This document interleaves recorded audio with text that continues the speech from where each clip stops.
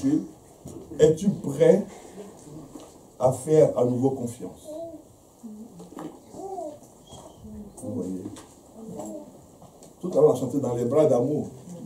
Mais il y a des bras qui étaient des bras de répulsion, des bras de déception, des bras de toutes sortes de mauvaises choses. Oui. On a chanté dans tes bras d'amour. Mais il y a des bras qui ont été des bras de déception, des bras d'abandon, des bras de rejet. Oui, ça fonctionne. Hein? Ok, des trois, on va pas mis bien le micro. Voilà. Donc, dans tes bras d'amour, mais là, le thème est, es-tu prêt à faire à nouveau confiance?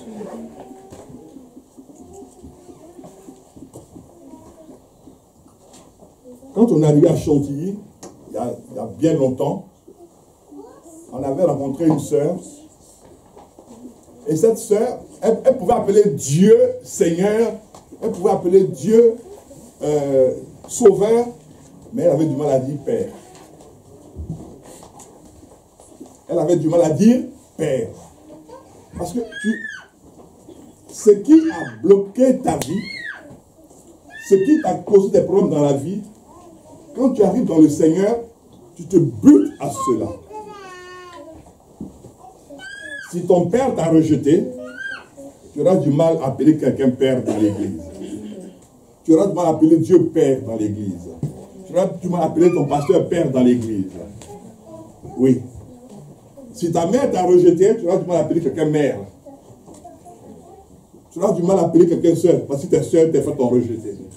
Donc, tu pourras appeler Jésus Seigneur, Sauveur. Tu pourras dire tous les noms, tu es élevé, tu es adoré, tu es exalté, tu es magnifié. Mais tu auras du mal à dire Père. Et cette sœur avait du mal à appeler Dieu Père. Parce que dans sa propre vie, elle avait eu des problèmes avec son père.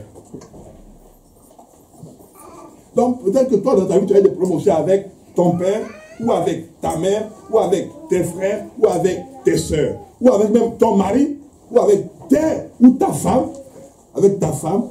Donc tu as du mal à faire confiance. Tu as du mal. Toi, tu crois, une chose pour laquelle tu es convaincu à 2000%, c'est que tu crois en Jésus et que tu es sauvé. Là, tu es tranquille pour ça. Mais en dehors de ce cadre légal, spirituel, de ton salut, non, le reste ne t'intéresse pas. Amen. Non, parce que tu ne veux plus être trahi. Tu ne veux plus être déçu. Tu ne veux plus être abandonné. Tu ne veux plus être rejeté parce que tu as mis du mal à guérir des blessures intérieures. Tu as eu du mal même à te relever de toutes les déceptions, les frustrations, les abandons, les humiliations. Tu as eu du mal à te relever de tout cela. Mais le thème de ce matin dit, es-tu prêt, es-tu prête à faire à nouveau confiance? Parce qu'il y a le fait que nous croyons en Dieu. Oui. Il y a le fait que le parcours ne se fait pas seulement avec Dieu, mais ça se fait avec des frères, des sœurs, un père et une mère spirituelle. Donc on a tout ce monde-là qui nous environne. Est-ce que tu es prêt à faire à nouveau confiance? Parce que quand tu regardes comment tes propres parents de sang t'ont traité, comment même nous, des pasteurs que tu as connus, que tu as aimés, que tu as soutenus, on t'a aussi traité, maltraité. On a aussi abusé de ta confiance.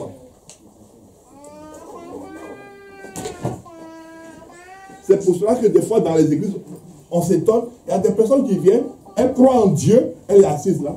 On prêche, elle dit Amen, elle donne son offrande, et puis après, elle s'occupe de personne, elle s'en va. Parce qu'elle s'est dit en elle-même, je ne veux m'attacher à personne. Vu que sur tout mon parcours, je n'ai reçu que déception, déception, déception et frustration, à quoi me servirait-il de m'attacher à quelqu'un? Et souvent, les plus grandes frustrations et déceptions sont dans la maison de Dieu. Je le redis. Souvent, les plus grandes déceptions et frustrations sont dans la maison de Dieu. Parce que le frère ou la sœur en qui toi tu avais mis une certaine confiance, parce que tu dis c'est un enfant de Dieu, il ne pense plus comme pensent les gens du dehors. C'est ce frère ou cette sœur-là qui te poignarde et dans le dos et dans le bas du dos. Et comme dans le dos, c'est pas suffisant, ça te poigne dans le bas du dos, ça te déséquilibre en même temps. C'est pour ça que dans l'église, on a souvent des personnes handicapées spirituellement, parce qu'on les a poignardées plusieurs fois dans le dos et dans le bas du dos. S'il y a des personnes qui sont réticentes à beaucoup de choses, ce n'est pas dû à ta personne, mais c'est dû à leur provenance.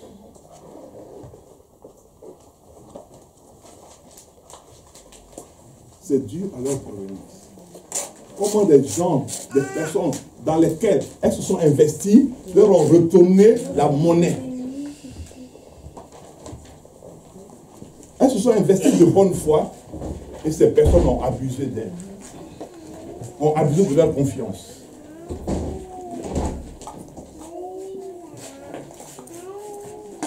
C'est dans l'église de Jésus-Christ que ça retrouve les choses pareilles. Dans l'église de Jésus-Christ. La colonne et l'appui de la vérité, c'est dedans on trouve des choses pareilles. Et on s'étonne que les églises se vident. Mais si le réconfort qu'on devait trouver dans l'église n'est pas dans l'église, on sort de l'église. C'est vrai. Si l'amour qu'on doit trouver dans l'église n'est plus dans l'église, on sort de l'église. Si la paix qu'on doit trouver dans l'église n'est plus dans l'église, on sort de l'église. Si la protection qu'on doit trouver dans l'église n'est plus dans l'église, on sort de l'église. C'est normal. On n'est pas des suicidaires. Pour que je sois dans une église où je suis déçu tous les matins parce que Dieu est bon, je suis toujours déçu. Mais je ne suis pas suicidaire, je pars. Peu importe ce que les uns et les autres vont dire. Il est possédé, elle est possédée, il est comme ceci, il est comme cela, c'est pas grave. Il prend ma possession, puis je m'en vais. Vous restez, vous qui êtes les saints à rester. Mais un jour, chacun de nous va rendre compte à Dieu de ce qui est sorti de sa bouche et de ses pensées. C'est vrai, amen. Oui. Arrêtons de faire mal au peuple de Dieu. Arrêtons de nous faire mal les uns les autres. Ce qui fait que dans l'église, maintenant, il y a de la méfiance. Dans l'église, il y a des filles qui prennent les maris de leurs sœurs. Il y a des hommes qui prennent les femmes de leurs frères. Il y a des pasteurs qui prennent les femmes de leurs fidèles. Qu'est-ce que c'est que ça?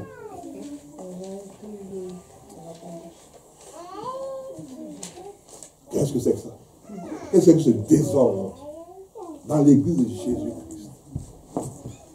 le Saint d'Israël? Dans son assemblée, il y a des choses pareilles.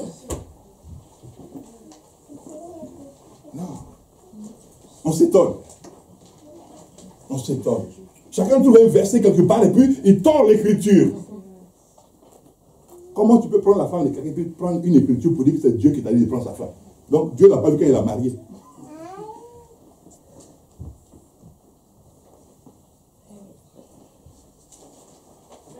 Comment tu peux dire à quelqu'un de vider son compte parce que Dieu dit qu'il faut qu'il vide son compte pour te donner? Dieu n'a pas vu quand il avait son argent. Pourquoi tu n'as pas eu ton argent? Si tu as besoin d'argent, ce qui est normal pour un homme ou pour une famille, va travailler. Il ne faut pas être pasteur. Amen. Il ne faut pas être pasteur. Parce que la Bible dit, le juste vivra par la foi. Il n'a pas dit, va vivre sur le compte des autres. Amen. Il dit, mon juste vivra par la foi. Donc tu dois compter sur Dieu pour vivre. Qu'il y ait beaucoup de dîmes, gloire à Dieu. Qu'il y ait peu de dîmes, gloire à Dieu. Mais tu dois vivre et puis tu dois compter sur Dieu pour vivre. Tu n'es pas venu pour dire, oui, mais vous savez, maintenant votre pasteur même il a des problèmes, il ne mange pas bien. Ce n'est pas notre problème. Toi, tu dois prêcher. Si tu manges, c'est pour Dieu. Si tu ne manges pas, c'est pour Dieu aussi. Prêche.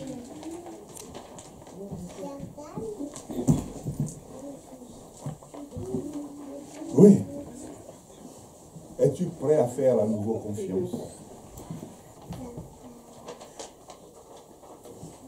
Alléluia. Amen. Cela est très important. L'abandon se trouve dans la Bible et à plusieurs niveaux. On va aller dans la parole de Dieu. Seigneur,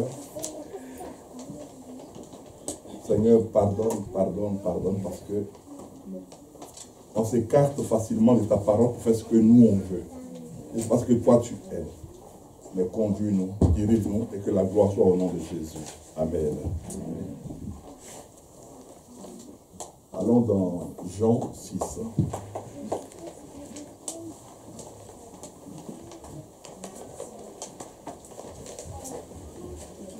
Vous savez, la déception est liée ou est causée ou provient de ce que tu te disposes pour les autres. Alléluia. Elle est liée ou elle provient ou elle est attirée par le fait que tu te disposes pour les autres. Mais en fait, est-ce que les autres se disposent aussi pour toi?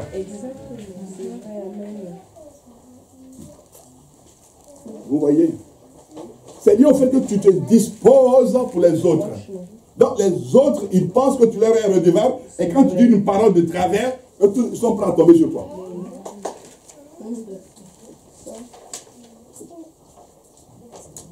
Que le Seigneur nous aide. Amen. Jean 6, à partir du verset 60.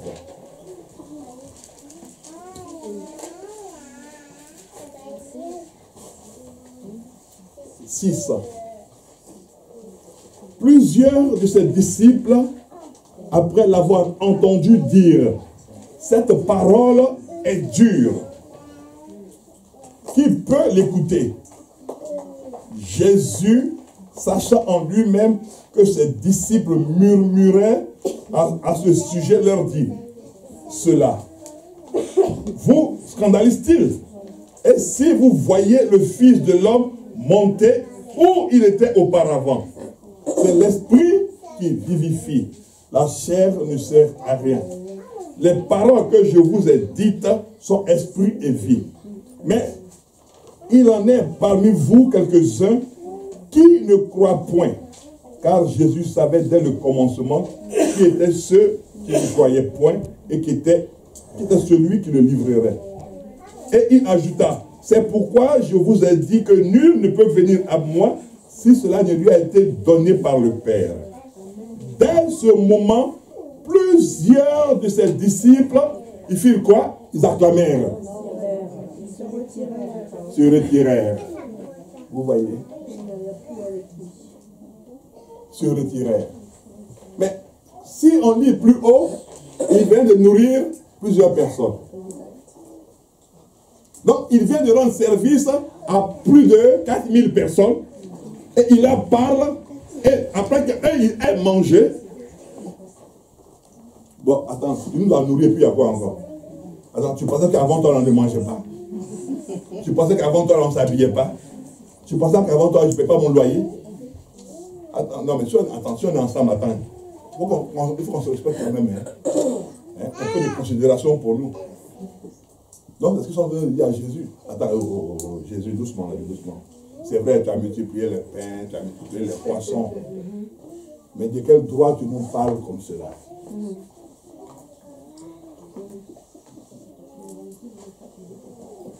Parce que pour eux, ils doivent manger sans que Jésus ne parle.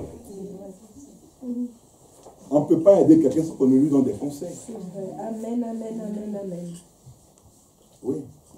Même l'assistance sociale qu'on a créée en France ici comme institution, là, quand tu donnes l'argent de l'État, elle te donne des conseils. Amen. Elle ne te dit pas, allez puis dépenser, puis revenez le mois prochain, je vous donnerai encore davantage. Donc quand elle te donne l'argent de l'État, elle dit, mais au fait, qu'est-ce que vous avez fait cette semaine même? Quelles sont les démarches que vous avez effectuées? Est-ce que vous avez les preuves de vos différentes démarches? Bon, vous parlez d'un loyer. Il coûte combien votre loyer? 600 €. 600 €? Est-ce que vous avez la preuve de 600 €? Est-ce que je peux avoir la quittance de loyer? Donc, elle cherche des preuves. Mais toi, tu dis, non, mais donnez-moi les 600 €, c'est pas grave. Pour le loyer, je vais gérer. Parce qu'eux, ils voulaient que Jésus leur donne à manger. Et puis, c'est tout. Mais eux, ils ne savaient pas que pour qu'eux, ils puissent avoir à manger, les boulangers du ciel devaient travailler. Donc, il y a quelqu'un qui travaille pour que toi, tu manges. Donc, il y a des gens qui fournissent un effort pour que toi, tu sois bien. Donc, on doit te sensibiliser. On doit te mobiliser. On doit t'amener à la réflexion. Et ils ont dit, non, non, Jésus, c'est comme ça, là. Il faut partir. Moi, je ne te suis plus. Qu'est-ce qui venait de se passer? Jésus venait d'être abandonné. C'est pour dire à quelqu'un ce matin, si on t'a abandonné, ça a commencé par Jésus. Ceux qui l'ont nourri l'ont abandonné. Ceux-mêmes qui ont mangé sa nourriture que lui, Jésus, a préparée, parce que quand il a pris, puis il a prié, c'était ça sa préparation, sa cuisson. C'est pour cela qu'il ne faut pas que tu sois étonné, surprise, que quelqu'un mange chez toi et puis te combatte, soit physiquement ou spirituellement. Ne sois pas surpris. Parce qu'il voudra te détruire pour ne plus que tu sois ce que tu étais. Parce que toi, tu lui as donné à manger. Il va dire, mais donc elle se prend pour quelqu'un de supérieur, quoi. Est-ce que je t'ai dit qu'il était supérieur à toi? Il t'a seulement donné à manger. Je n'ai jamais dit j'ai eu un diplôme de supériorité humaine et puis on dans ma maison. On dit la personne qui nourrit tous ceux qui passent ici. Je n'ai jamais mis ça chez moi. Tu es venu chez moi, je t'ai reçu avec les moyens que j'avais sous la main. On a mangé et toi tu sors de chez moi et tu vas raconter des choses pareilles.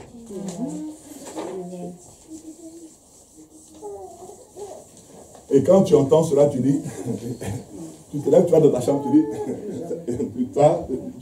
tu n'as pas tort, hein. C'est moi qui t'ai reçu, c'est ça que tu parles. Demain après, je vais recevoir encore d'autres personnes. Demain, je reçois personne chez moi. C'est ça. Confiance, c'est vrai. Confiance. Oui, mais... Alléluia.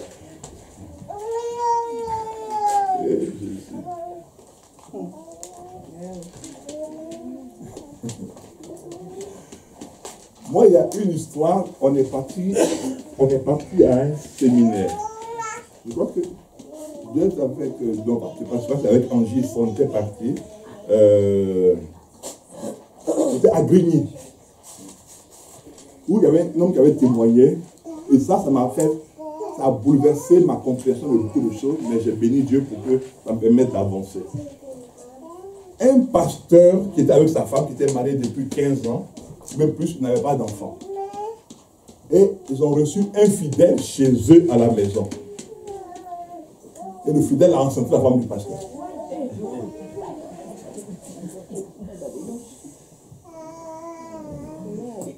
Vous voyez comment vous réagissez? C'est pour cela que j'ai réagi ça aujourd'hui.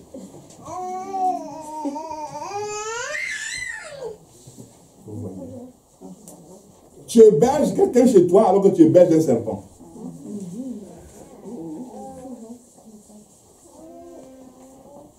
Tu nourris des personnes alors que tu nourris des serpents qui vont grandir pour te faire du mal. Tu héberges quelqu'un chez toi qui ne te laisse même pas la liberté d'être avec ton mari ou d'être avec ta femme ou d'être avec tes enfants et qui envahit tout ton espace. Sur la base ou le principe de l'amour de Christ. C'est vrai. Mais si c'est l'amour de Christ, c'est pas mauvais. Mais la Bible dit, Christ aussi se retirait. Donc tu peux aussi te retirer. Amen, amen, amen. C'est ça, amen. Jésus se retirait de temps en temps. Donc toi aussi, fais comme Jésus, retire-toi un peu de temps en temps. Et puis laisse-moi avec mon mari ou laisse-moi avec ma femme de temps en temps. Amen.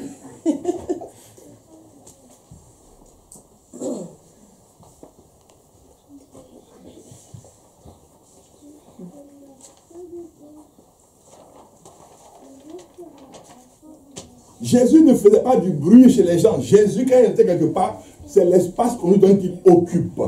Mais il n'envahit pas l'espace.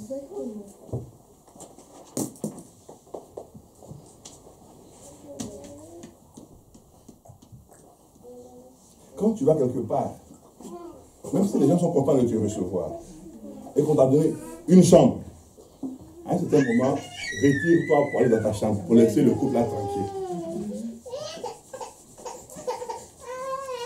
Ils sont contents de te recevoir. Mais montre-leur que tu es aussi content de les laisser entre eux aussi. Montre-leur cela. Afin qu'ils soient toujours contents de te recevoir. Ils vont dire, ah, mais quand cet homme-là ou cette femme-là vient, elle va dans sa chambre à telle heure, et puis, mais quand tu vas toujours te cacher, mieux vaut qu'on te dise, pourquoi tu vas te cacher, pourquoi on te dise un jour, tu peux lui laisser un peu seul.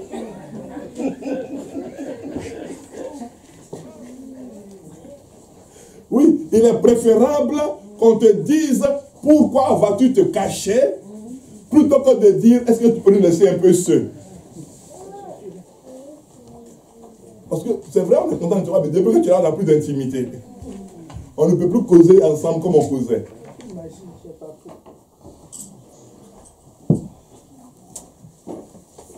On parle des programmes des enfants, tu parles aussi. Et il y a un programme que le mari et la femme, tu parles aussi. Ah, laisse-nous aussi, on se dispute, laisse-nous. On va gérer nos affaires dans nos disputes. Mais tu es dedans aussi. Laisse-nous.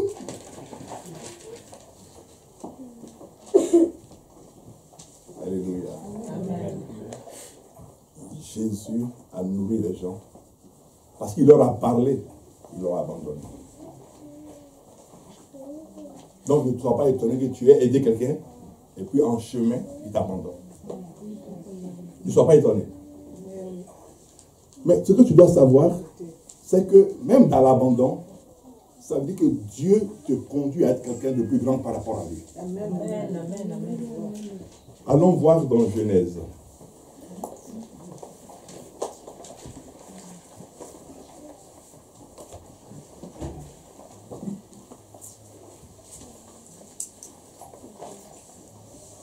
Vous savez, des fois, en aidant beaucoup nos familles, il se trouve que cette même famille commence par nous détester. Plus tu vas les aider, c'est vrai, et plus ils vont te détester. Plus tu vas leur dire que ça dépend partout là.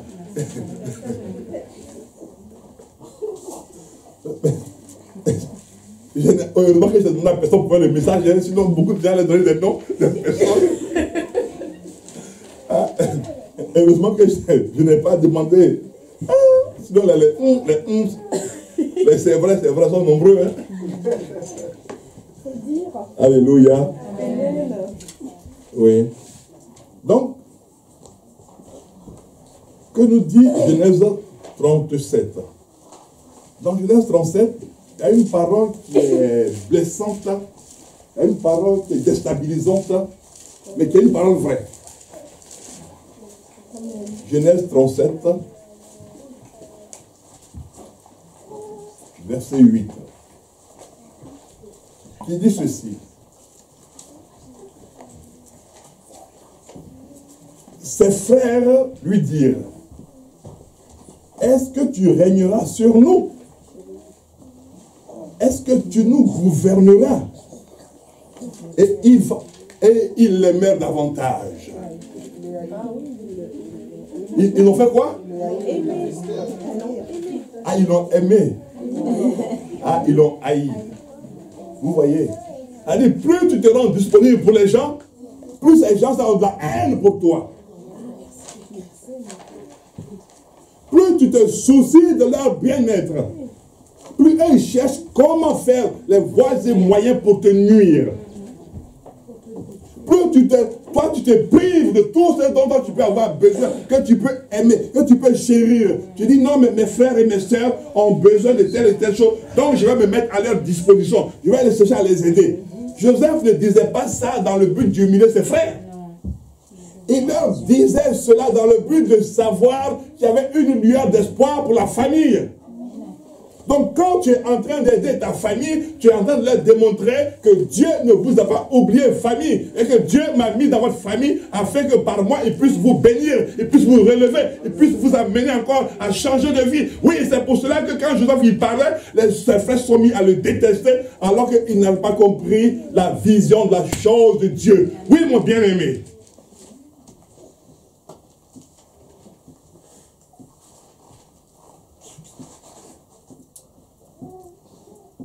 Il n'avait pas compris. Il n'avait pas compris. Il n'avait pas compris.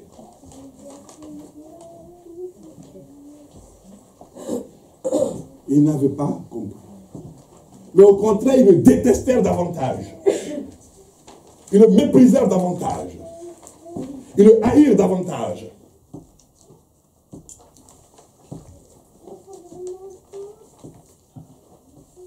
Beaucoup parmi vous ici ont fait des songes où Dieu les élevait par rapport à leur famille. Mais quand tu racontes à quelqu'un, la personne te déteste encore davantage. Quand tu veux dire quoi? Donc toi-même, tu dis que sans toi, nous, on n'est rien, quoi. Mais je n'ai pas dit que seulement vous n'êtes rien. C'est pas ce que je voulais dire. Je voulais dire que Dieu est en train d'ouvrir une fenêtre pour notre famille. Dieu était en train d'ouvrir une fenêtre depuis le ciel pour notre famille. C'est ce que je voulais vous dire. Nous tous, on s'est plaint, on dit, mais Seigneur, pourquoi est-ce que notre famille, on est tellement pauvres?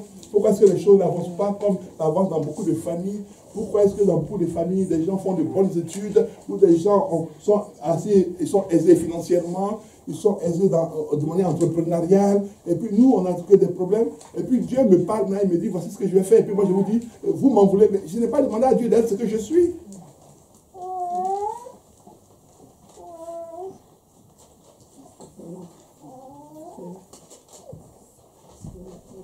Ils le haïrent davantage. Et même dans l'église, ils haïssent encore davantage les frères et les sœurs qui commencent à manifester des dons. Parce qu'il y a deux détestations. Il y a la détestation familiale, hors de l'église. Et il y a la détestation dans l'église. Et là, elle est encore plus dangereuse. Mais elle est d'abord sournoise, pernicieuse et dangereuse. C'est pour ça que dans l'église, beaucoup de ministères sont morts, avant même qu'ils ne naissent.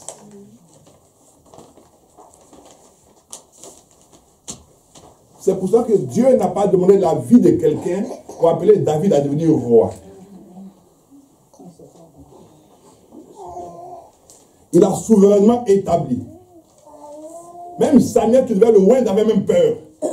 Il dit, mais si on me voit là-bas, on va me tuer.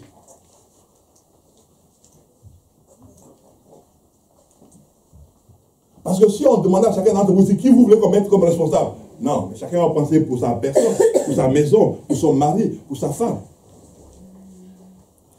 Mais est-ce qu'en pensant comme tu penses, est-ce que ça rend service à Dieu? Non. Parce que la Bible dit de chercher premièrement ce qui est bon pour Dieu.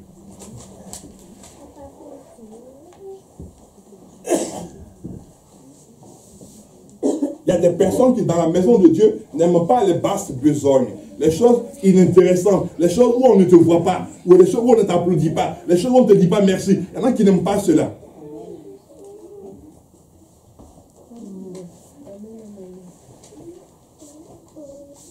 Mais c'est Dieu qui appelle chaque personne et qui positionne chaque personne. Ses frères le haïrent davantage. Ses frères le haïrent davantage. Ses frères le haïrent davantage. Alléluia. Donc, ne sois pas étonné à partir d'aujourd'hui. Ne sois pas surpris. Ne sois pas surprise. Si tu vois qu'il y a de la haine contre toi, il y a de l'opposition contre toi, ne sois pas non plus frustré pour dire comment se fait-il que ces personnes-là, pour lesquelles je me coupe en 4, je me coupe en 4, ont de telles réactions vis-à-vis de moi. Non. Ne le sois plus. Ne le sois plus. Ne le sois plus. Mais es-tu prêt à faire à nouveau confiance? Oui. Parce que la blessure est tellement grande. Oui, mais la blessure, quelle que soit la grandeur et la profondeur d'une blessure, il y a quelqu'un qui peut la cicatriser.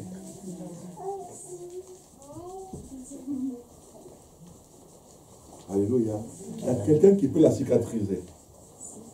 Quelqu'un peut la cicatriser.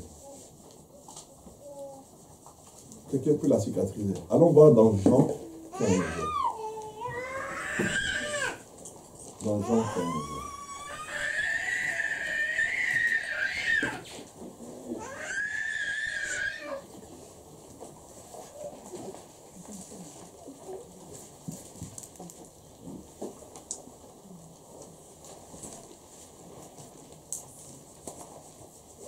verset 18.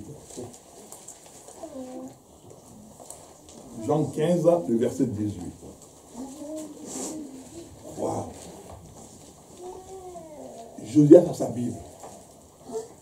Et puis il cherche dans sa Bible. Waouh. Non. Non, Dieu est trop grand. Quand il voit Josias avec une Bible, et puis il cherche dans sa Bible, non, je ne peux que bénir le Seigneur. Oui. Quand je voyais Josias à Port là-bas, je ne vous dis pas comment il était habillé parce que maintenant les grands, il va avoir honte. Et aujourd'hui, je le vois assis en costume avec sa Bible. Wow. Non. Non, c'est que Dieu est fort. Oui.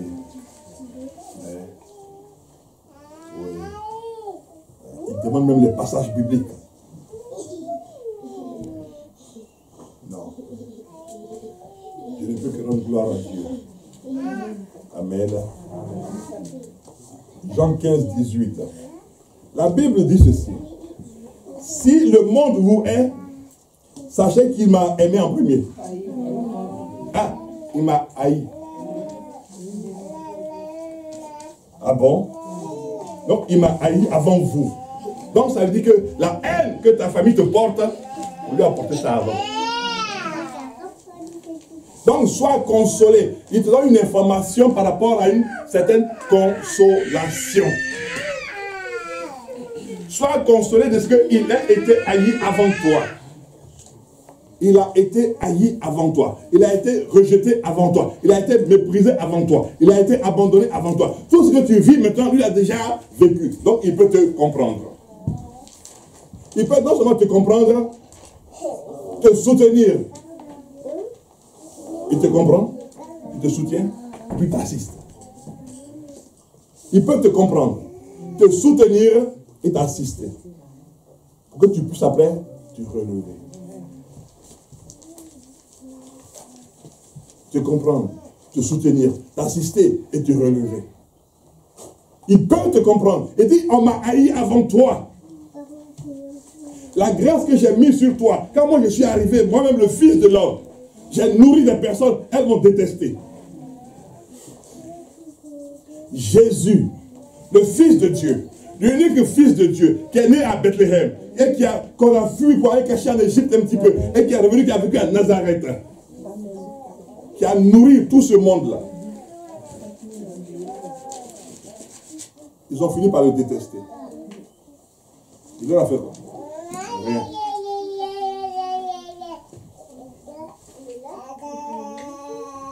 Il dit, ils m'ont haï.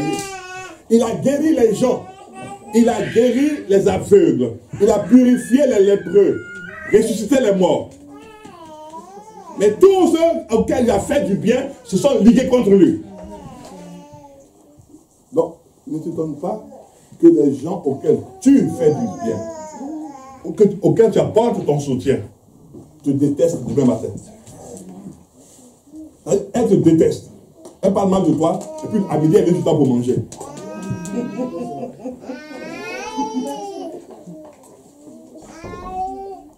Et puis quand elle vient chez toi, elle voit que tu as acheté une nouvelle télévision, elle finit de manger, puis elle s'en va encore pour parler. Ah, mais lui, là même, il est bien. Chez lui, là, il a acheté une nouvelle télévision. Tu étais venu pour ma télévision, tu t'es venu pour quoi?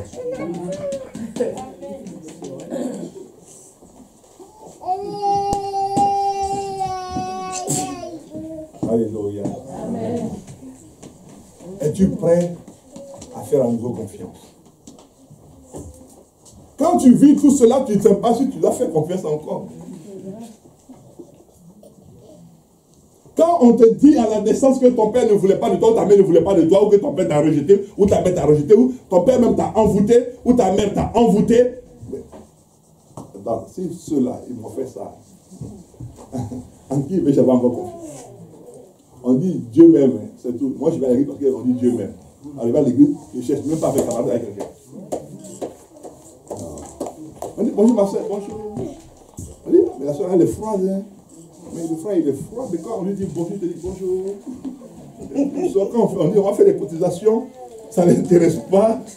Il dit, non, non, moi je suis venu pour prier, c'est tout. Mais, oui.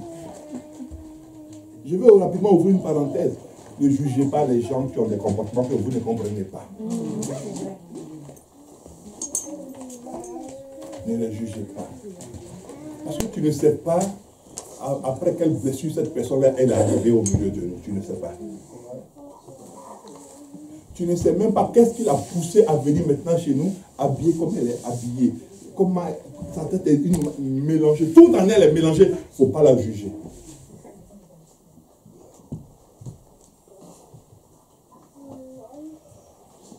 Parce que si Dieu amène quelqu'un qui est complètement débraillé, qui est complètement, c'est-à-dire désarticulé spirituellement, même physiquement, qui dans sa tête, même, plus rien ne va correctement, ce dont la personne a besoin, ce n'est pas des critiques. Non, ce n'est pas des critiques. Ce n'est pas de remontrance. Ce n'est même pas de parler de son vêtement, de parler de quoi que ce soit. Ni même pas d'offrande, ni de dîme. Non, ce n'est même pas ça. C'est seulement de recevoir la personne. De lui faire simplement un bon accueil. Qu'elle donne des offrandes ou qu'elle ne donne pas.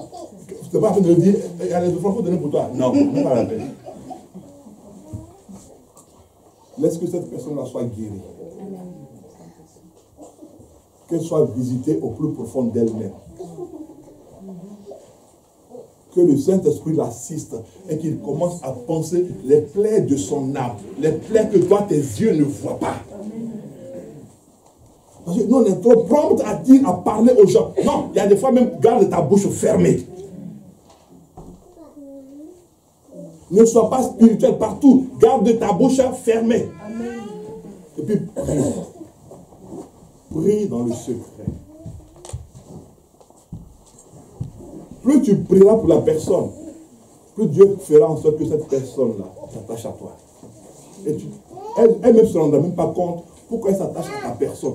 Mais c'est parce que tu pries pour elle.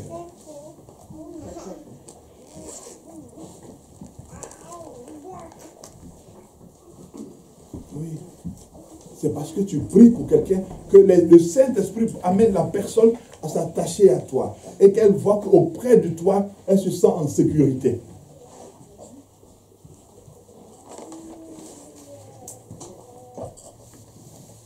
Cela est très important. Cela est très important. Ils m'ont haï avant. Il y a des gens qui dans leur famille ont été haïs. Ils disent, moi aussi on m'a haï avant. Donc sois consolé.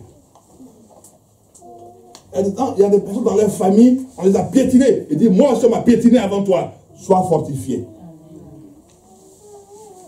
Il y a des personnes qu'on a rejetées. Ils disent, moi aussi on m'a rejeté avant toi. Sois consolé. Donc il veut dire ce matin à chacun d'entre nous que c'est quelque chose que tu as vécu. Je l'ai vécu avant toi. Donc je suis amer. Non seulement j'ai la capacité de te guérir, de te consoler, mais j'ai aussi le plaisir. Vous voyez, j'ai le plaisir de te consoler. J'ai le plaisir de te relever. Il veut te dire qu'il a un plaisir. Il n'a pas dit qu'il a plaisir quand tu maltraites, mais il a plaisir à te relever. Parce que plus tu vas aider, plus on te demandera d'aider. Et toi, tu vas finir par occulter toi-même tes propres besoins. C'est-à-dire, quand toi-même tu as fait ton propre bilan, tu as dit, mais attends, j'ai travaillé, mais c'est quoi même comme moi-même ma propre possession. Tu as fait le bilan, tu n'as rien. Mais quand ils vont faire le bilan, tu vas dire, mais notre frère nous a aidé. Hein. Mais quand on dit, mais qui va aider qui? Ah non, mais attends, il avait l'argent, pourquoi il n'a pas fait pour lui-même? Vous voyez comment un peu les gens ils raisonnent à l'envers? On t'a toujours demandé, tu as toujours donné. Mais quand tu demandes, donnez-moi aussi, on dit non, quand tu avais plus que nous, pourquoi, comment tu veux que nous on t'aide?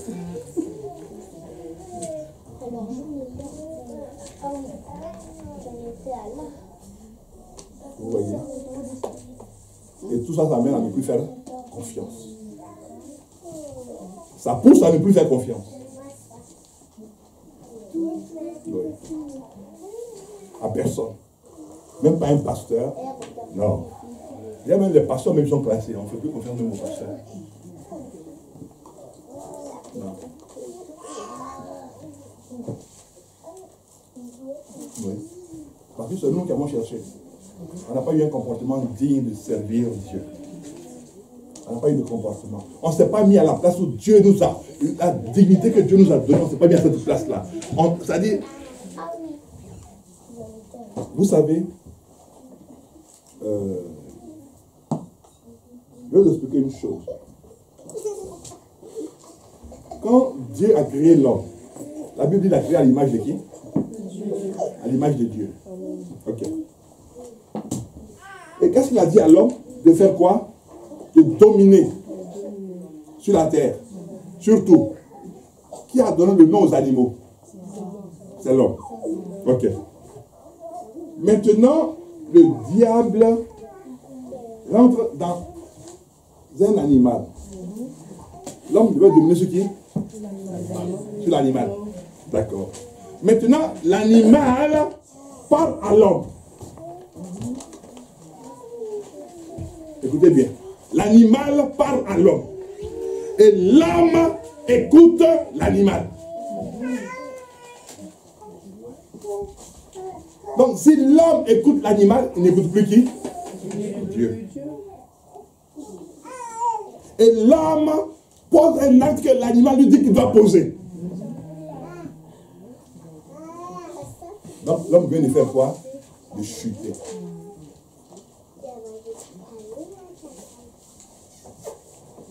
L'homme vient de chuter. Donc, toi qui es pasteur, au lieu d'écouter Dieu, qui t'a appelé, qui t'a établi, qui t'a honoré de cette dignité, tu écoutes ton ventre, tu écoutes tes besoins pour descendre maintenant, pour aller rentrer dans ce que l'animal te dit. Oui, mais tu peux dire telle chose, tu peux demander telle chose, et on va te donner, tu vas être un homme heureux. Mais tu n'écoutes plus Dieu.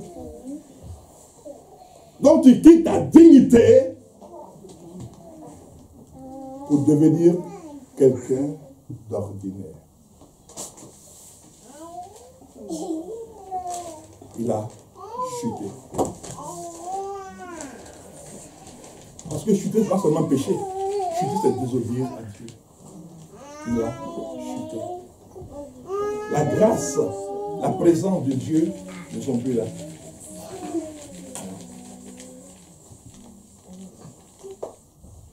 Il n'a pas maintenu sa relation avec Dieu. Il a maintenu sa relation avec d'autres personnes. Il a chuté.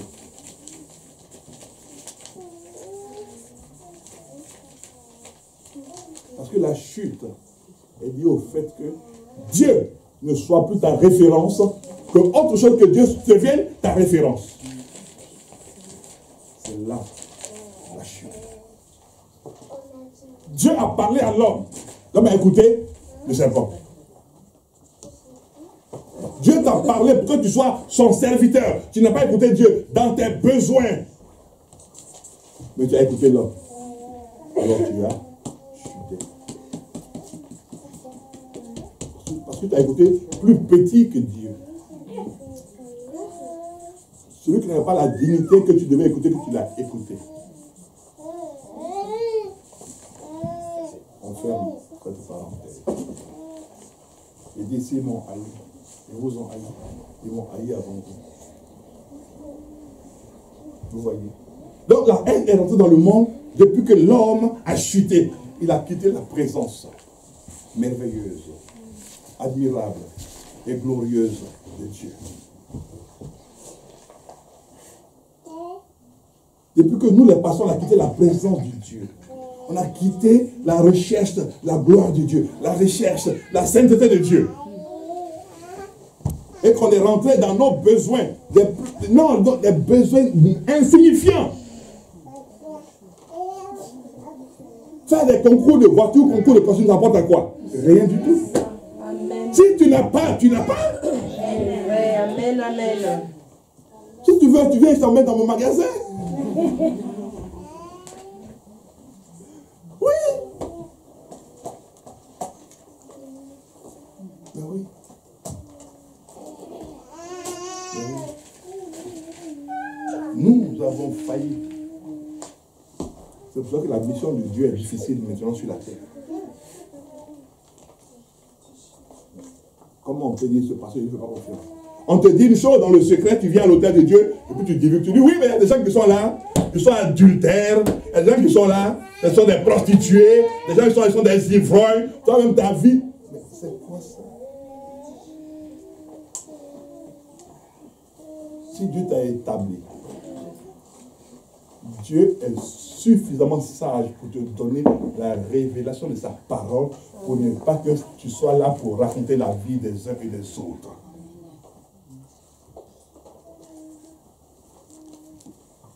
Moi, je suis venu ce matin, je dis, Seigneur, quelle est la parole que tu as prévue pour tes enfants ce matin? Je n'avais rien d'écrit. Je n'avais rien d'écrit. Je me suis mis à mon bureau, j'ai commencé à prier. Et la suite est arrivée.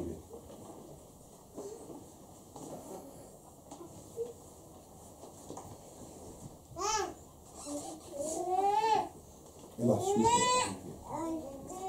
C'est cela Dieu. Il dit, s'ils m'ont haï, ils vous ont haï et m'ont haï avant vous. Alléluia.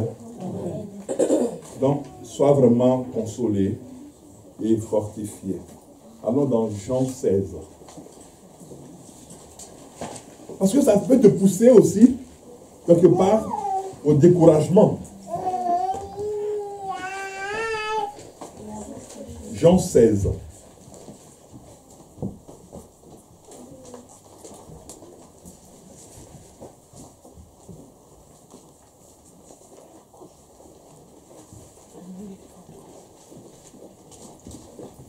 Jean 16, le verset 12.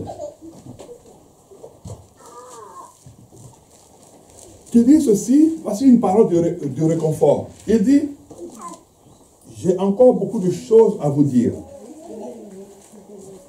Mais vous ne pouvez pas les porter maintenant. Ça veut dire que dans ta souffrance, j'ai encore beaucoup de choses à te dire. Oui. Ça veut dire que je n'ai pas encore fini avec toi. Amen. Même dans ta souffrance, même dans ta galère, je n'ai pas fini avec toi. J'ai encore beaucoup de choses à te dire, beaucoup de choses à faire avec toi, beaucoup de choses à faire dans ta vie.